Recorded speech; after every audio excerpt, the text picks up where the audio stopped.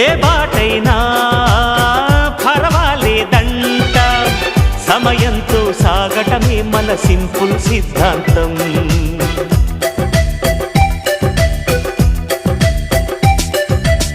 చిరుగాలికి పరిమళమిచ్చే సిరిమల్లెల వనమై ఉందాం, గగనాన్ని నేలను కలిపే హరివిల్లుల వంతెన అవుదాం.